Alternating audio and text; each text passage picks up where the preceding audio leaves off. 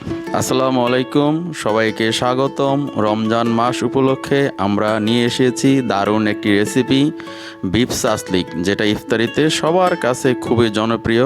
আসুন আমরা দেখে নিই কীভাবে এই রেসিপিটি সুন্দর উপায়ে প্রস্তুত করা যায়।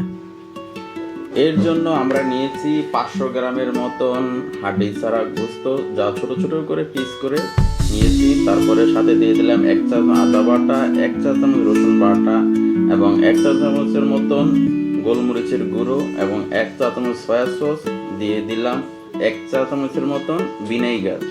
তারপরে আমরা ঝালের জন্য 1 চা চামচের মতন মরিচের গুঁড়ো দিয়েছি, স্বাদ মতন একটু লবণ দিয়ে দিলাম।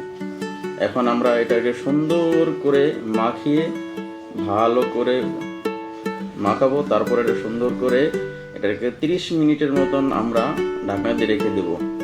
30 মিনিট পর আমরা আমাদের প্রসেস করা রাখা সবজিগুলো 3 রকমের, আমি এখানে ক্যাপসিকাম দিয়েছি, আলু দিয়েছি, গাজর দিয়েছি। আর এটা ভাজার জন্য আমাদের একটা সস বানাইতে হবে। প্রথমে আমরা 2 চা চামচ কালো চিনি নিয়েছি, 2 চা চামচ টমেটো সস এবং চিলি সস নিয়েছি, সাথে দিয়ে দিয়েছিলাম 1 চামচের মতন অলিভ অয়েল।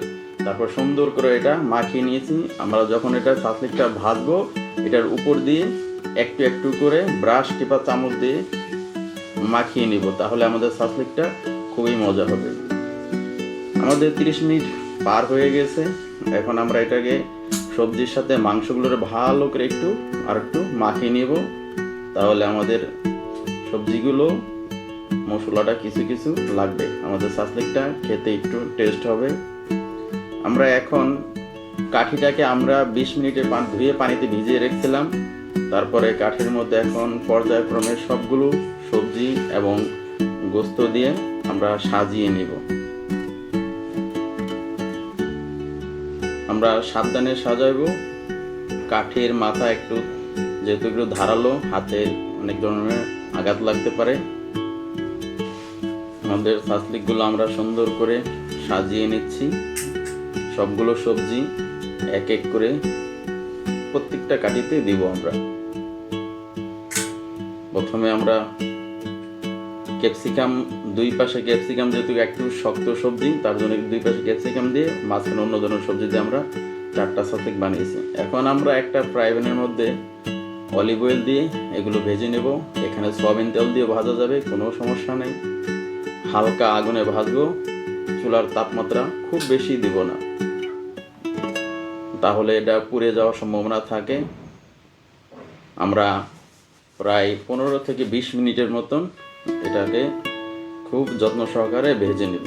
মাঝে মাঝে উল্টিয়ে দিব এবং উল্টিয়ে দেওয়ার সময় আমরা এখানে আমাদের যেই সস আমরা আলাদা রেডি করেছিলাম, সেটাকে একটু একটু করে প্রত্যেকটা সাসলিকের মধ্যে আমরা ভালো করে একটু লাগিয়ে দিব, তাহলে আমাদের সাসলিকটা সুন্দর করে ভাজা হবে, খেতেও খুব সুস্বাদু লাগবে।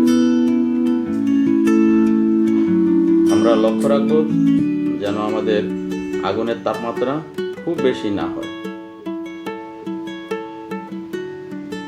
অনেক সুন্দর একটি ফ্লেভার আমরা পাইতেছি।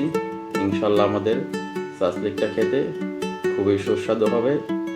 এই রমজান ইফতারের সাথে সাসলিক হলে খুব ভালো হয়।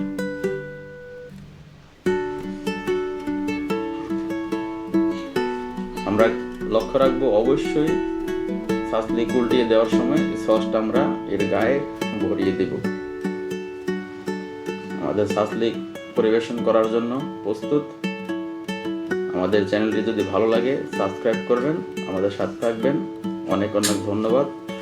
সবাই নিরাপদে থাকবেন, ভালো থাকবেন। আসসালামু আলাইকুম।